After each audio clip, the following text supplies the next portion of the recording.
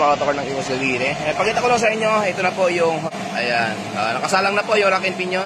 Bali, ginawa na pala ito, boss. Ayan, kung makikita nyo dito, parang kailan lang din ginawa. Ayan, pinukpok nila eh, no? Hindi tayo gumagawa ng ganitong yung linalagari nila. Ayan, kakalasin na po.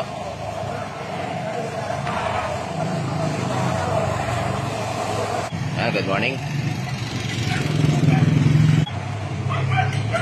Ready for pick up na, ma'am. Sir, yung Honda mo. Ayan, rack and pinion.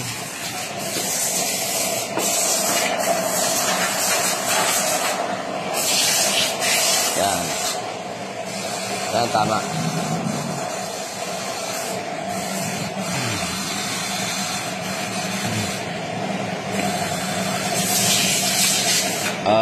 Balik na dyan, Tanoy.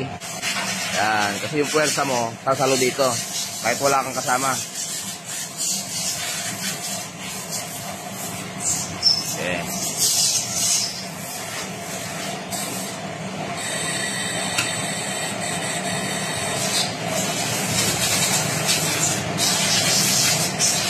Yan, try mo.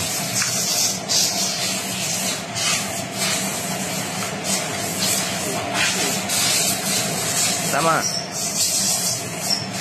Yeah.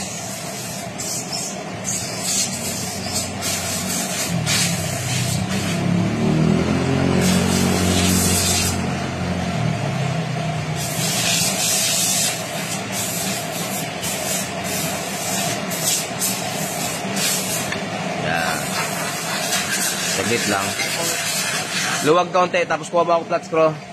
Sisikwatin natin yung pinalo nila. Tingnan mo kung sumasayad. Okay, kamayin mo. Sumasayad. Sayad. Kayod. O, balik mo. Kuha flat screw. Iangat natin, masira yung thread niyan. Tingnan natin, baka mamaya sira na yung thread eh. Hindi kasi dapat pinapalo, mga boss. Pag tinanggal natin yung lock dito, nakabaraya na po kasi, kasi ito, nakapunson. Ngayon, pag yung punson na yun ay pinilit natin itong kinalas, masisira po itong thread. Ang ginagawa po dyan ay iniingatan. Balik ka rin mo para malumabas yung lepit. Hindi ito. Balik ka rin. Sige. Hindi, pihitin mo. Yan, kailangan lumabas ka. Pihitin mo ulit sa body. Huwag ka mag-iipit sa tubo. Ang kopi yan, hindi na mapakinabangan yan.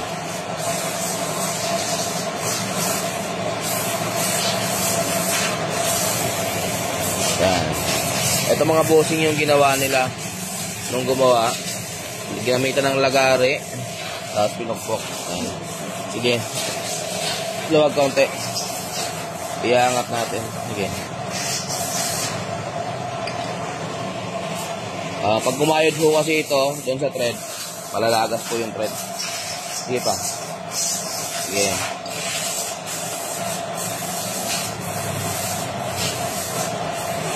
Sige pa. Sige pa.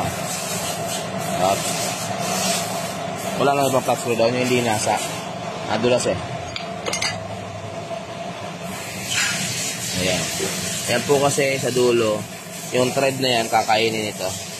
Kaya, maingat po tayo sa mga ganito, mga boss. Minsan may nakakalas kami, durug-durug na. Papahanap kami ng ganito. Medyo mahirap po kasi maghanap. May machine shop po pala ito. Ayan.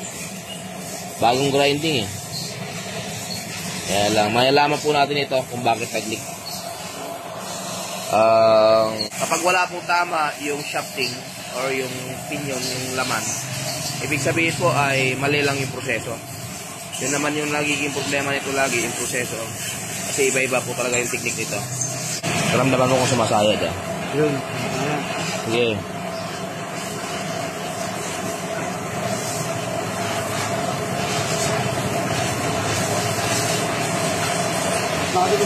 Ha?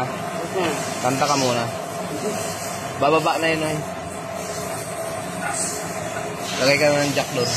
Transmission.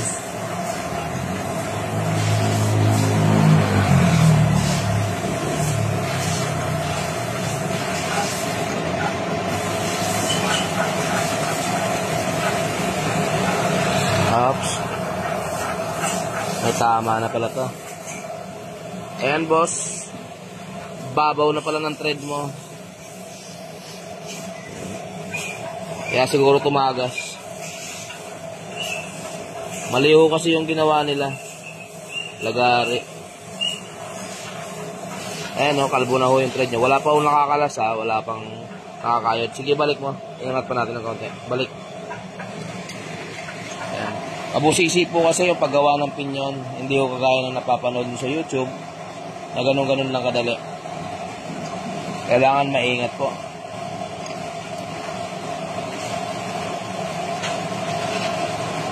Sige. Okay, balik mo. Balik.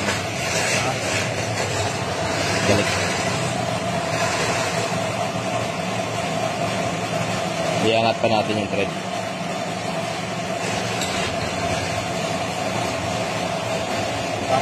Okay.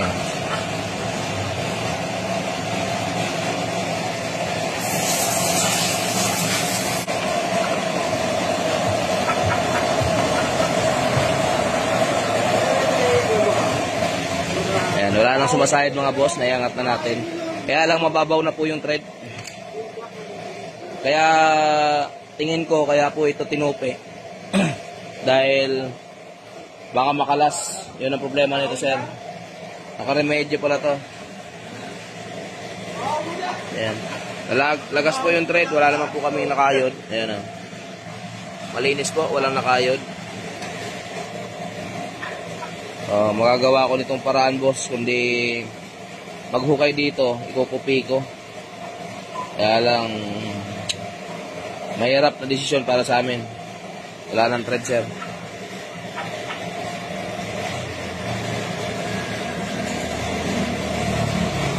Kaya kinuupi dito. Sige. Kalas. Hirap mo sa ano. Ayan, sir. Tayo natin kung may tama yung pinyon.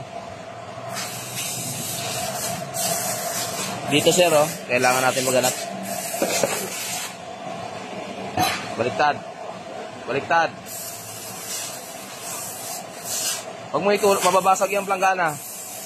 Hindi ganyan yung gawa ko. Tapat mo sa... Maliligo kayo niyan. Maliligo. Itapat mo sa planggana yung butas. Ayan, ito sir, pakita ko sa inyo. Bagong gawa nga po. Kaya lang, yun, sabi ko nga, nagkakaiba tayo sa mga proseso ng paggawa. Ayan. Hindi rin napalis ng maayos.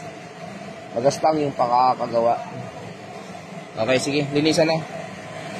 Para mataos ka agad. Ingatan yung tamaan.